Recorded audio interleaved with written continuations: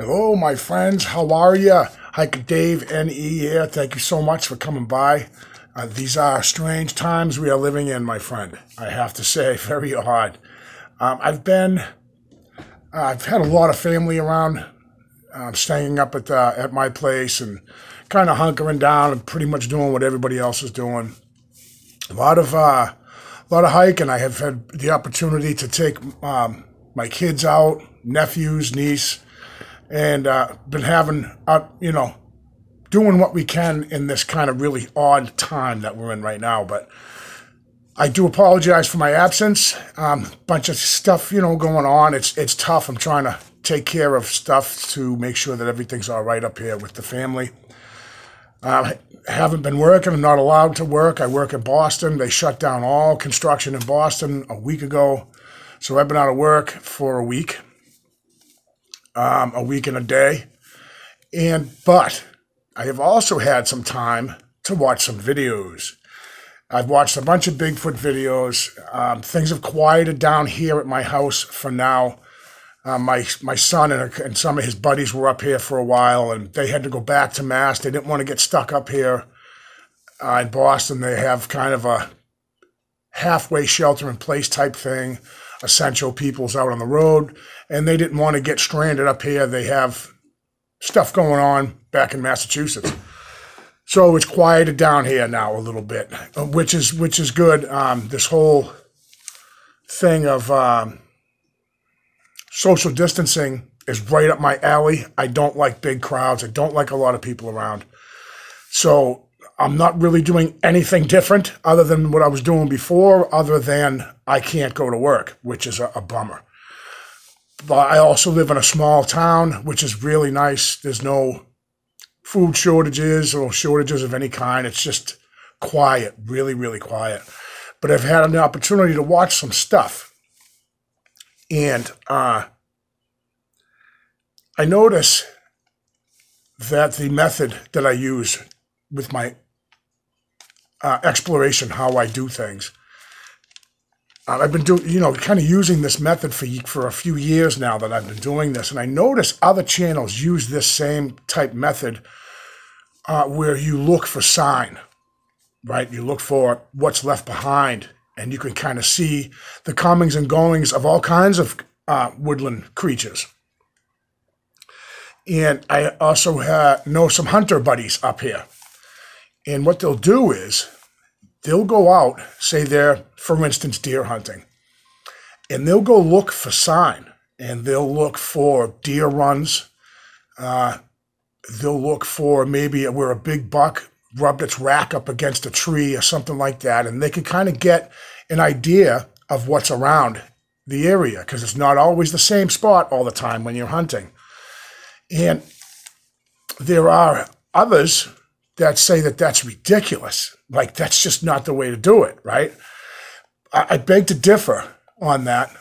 I think that Rick made a great video a couple weeks back from Wood Booger Farm that, me and Rick and a lot of other people apparently have been doing this wrong for quite a while. But as someone who hunts, a hunter knows you go out and you look what's around you. You look at different things in the forest to determine what kind of game is in that area.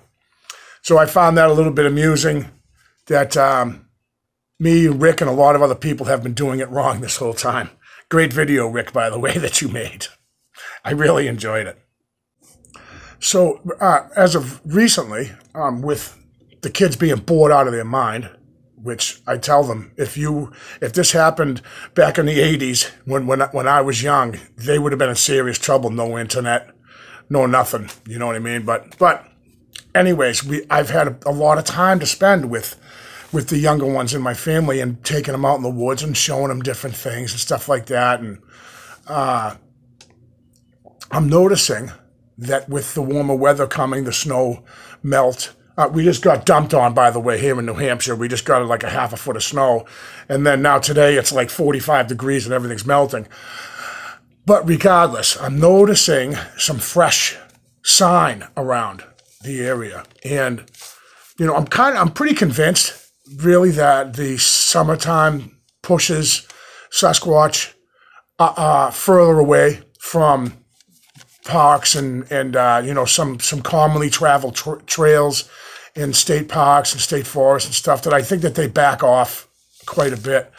And I'm thinking, this now feels like it's starting to kind of, with the snow melt, I'm seeing more fresh sign. And as you know, I'm a big fan. I push tree breaks, sapling breaks, and things like that. And I'm starting to see that come back now a little bit. So I'm pretty excited to continue my research up here, or my exploration. I am not a researcher. I don't try not to call myself a Bigfoot researcher, but I am an explorer of things unknown. Let's put it that way, right? I also want to take this opportunity to thank to thank some of you for your contributions to my channel through my PayPal. It's really important, and it was much needed, and I really appreciate the help with my explorations. I'm just going to use first names because I don't know, some of you guys might not want to be named, first and last. So I really want to thank Larry, Tom, Johnny, Deb, Mark, Gary, Jan, Kenneth, Todd, Jeannie, Wendy, Mark again, Maximilian, Valerie, Sean. Special thanks to Tom as well. I really appreciate it, and it really comes in handy. Also, somebody who I have become, I feel, a friend, we'll call him Tom, asked me, what do you need? What can I do to help you out? And, something that you really need. And this is something that most everybody that has commented, a lot of the names I see come up often, at one time or another, you've all said, Dave, you got to get a personal locator, like a beacon type thing. And I said to this gentleman, what I would really like is a satellite-fed personal emergency locator beacon. Something that, because I hike alone so often, and I am up north, vast forested areas, that I worry not so much about getting lost, but about hurting myself. Breaking an ankle, falling down a ravine of some sort, and where I can't make it out, or I'm crawling out. And up here, the cell service is almost non-existent in most of the places I hike. Not every one. Some of them are surprisingly. There are a few spots I can hike up here where I get cell service, but generally I don't rely on that because it just isn't a thing. My latest hike into that a really large area, I was on the parking lot. I didn't even get out of my vehicle yet, and I had no cell service. So I relayed that to my friend Tom, and he said, "Consider it done.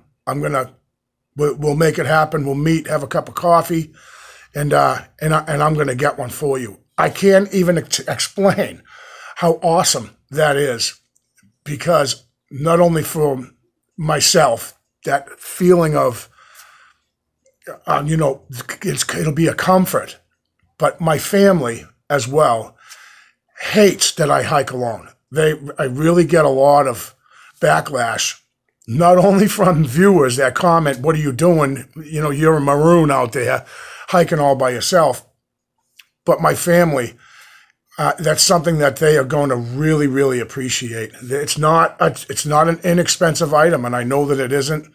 And I'm very excited to be able to have an opportunity to wear something like that, where I may be able to go further than I normally would, go into different areas that I'm not familiar with, knowing I've got that comfort, knowing I have that way to hit a button and send out an emergency signal, or not exactly sure how it works. I'm doing some research a little bit here and there on different ones, and there's just so many different kinds.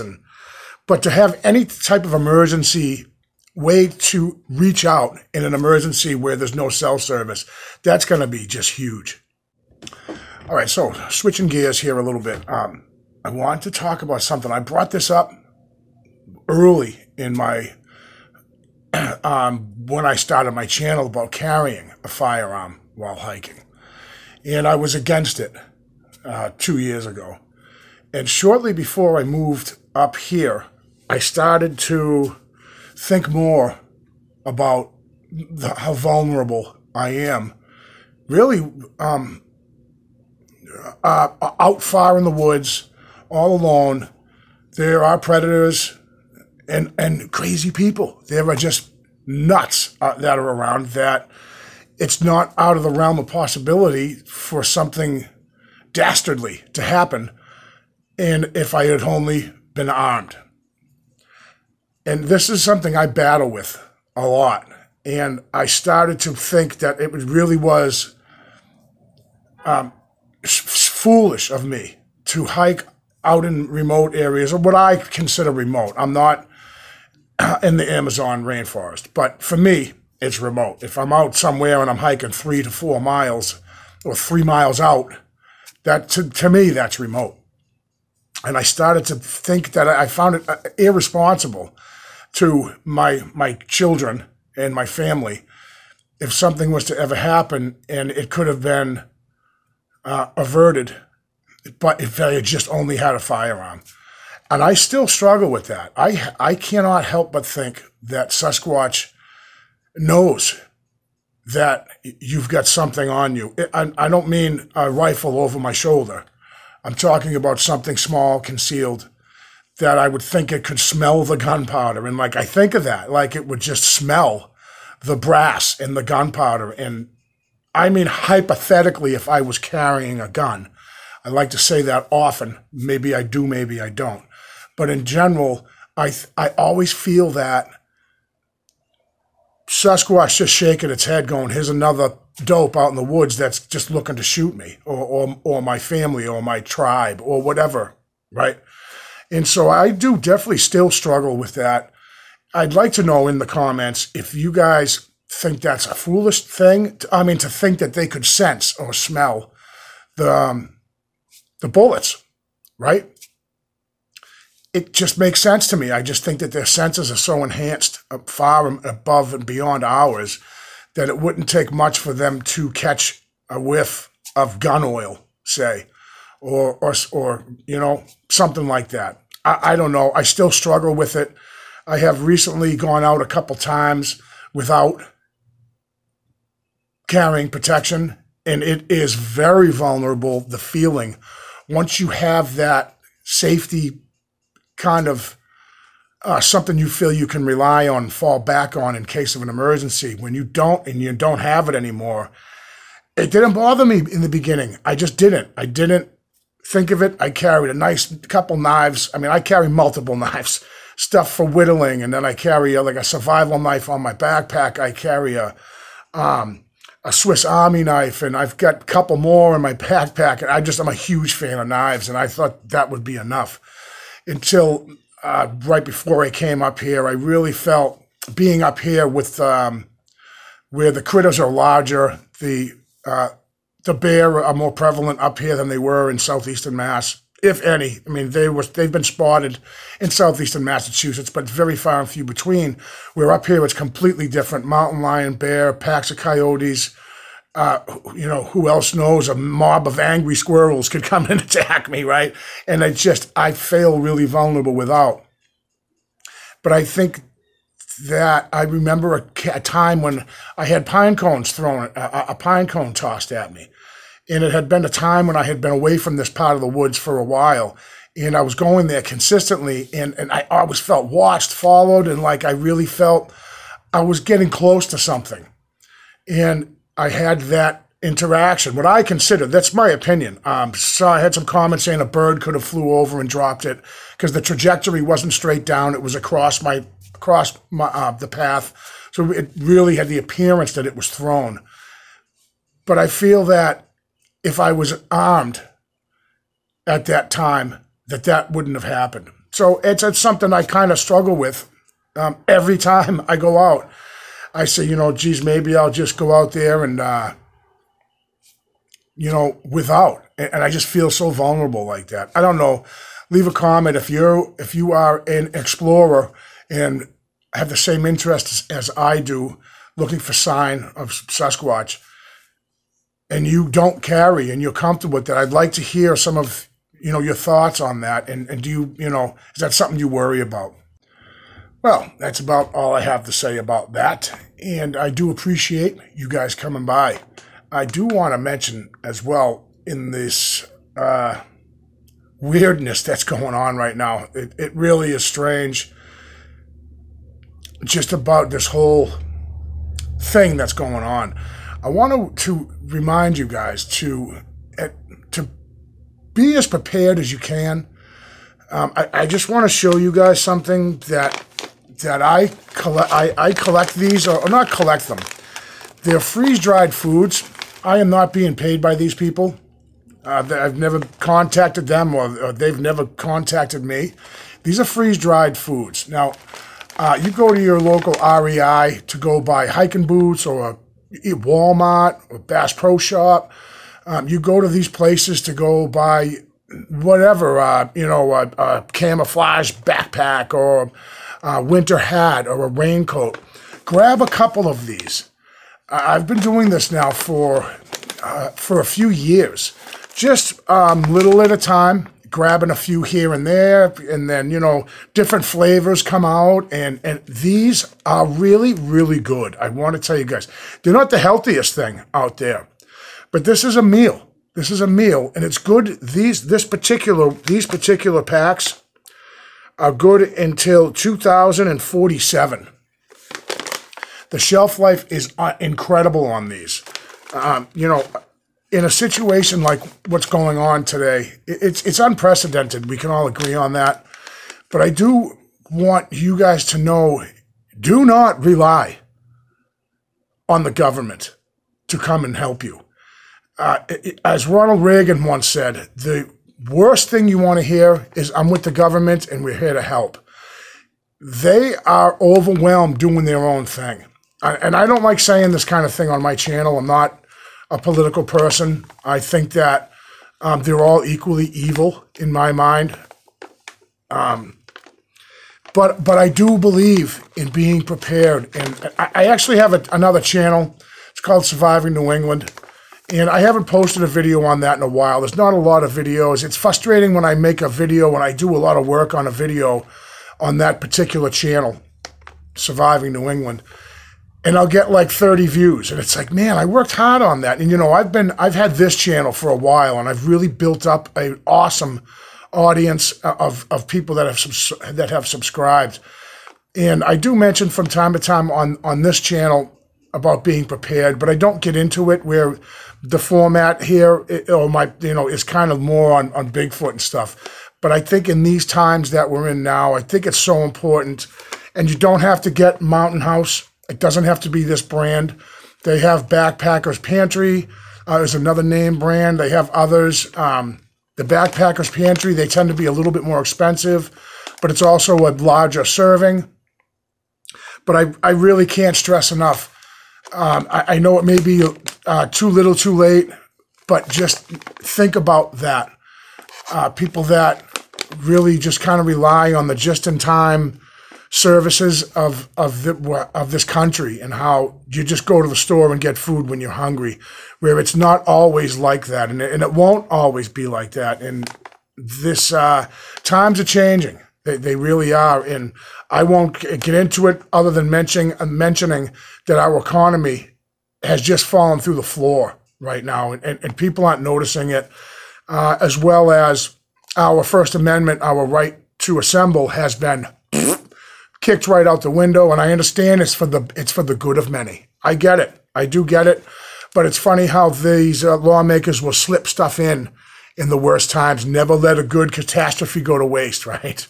Thank you guys so much for coming by. Again, every once in a while, you go to the store, grab a couple of these, throw it in a backpack, throw it in a Shaw's bag, or wherever you shop, put it in a bag, put it away, and